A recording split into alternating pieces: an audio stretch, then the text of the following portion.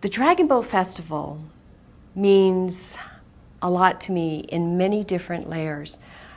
It was a volunteer project that I had great passion for because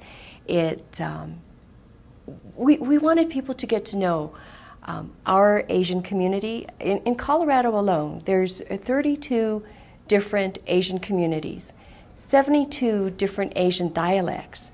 And we wanted a means to help the community at large to get to know our Asian community.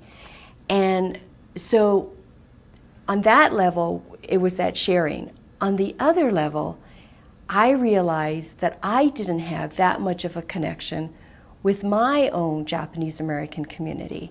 And by doing this festival, it helped unfold something within me.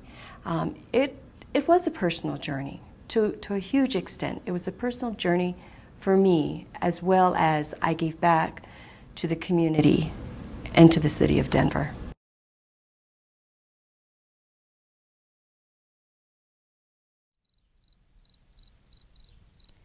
For the past 8 years, the last Saturday and Sunday in July, I've walked along Sloan's Lake at 5 a.m.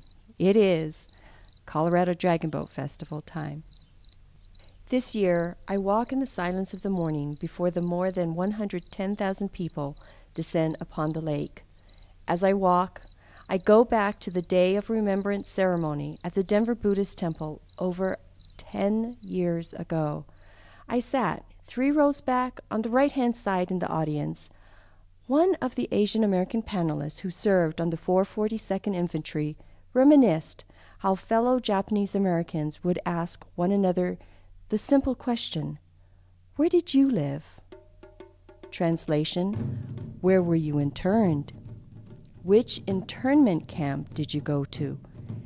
Many in the audience nodded their heads. My head didn't move. In my life, no one asked me that question. How come? If they did, how would I answer? My parents are Japanese Americans, but they weren't interned. They lived in Hawaii. Very few Japanese were transferred to the mainland and to internment camps. But the truth was that it wasn't just the internment thing that made me feel a distance. I realized I was never really connected to the Japanese American community here in Denver. I had always felt a distance. As I continue my walk to the festival at Sloan's Lake, I round the bend and I see the multitude of tents and the colorful 40-foot flat-bottomed dragon boats in the quiet of the morning. I walk past Sybil and Ambrose's home and the houses of the families that I have come to know for the past 8 years. I remember when Sybil came to my aid, providing a belt of all things because I had too much communication equipment for the festival. A radio, 2 cell phones, a BlackBerry, too much weight. The belt helped keep my pants up.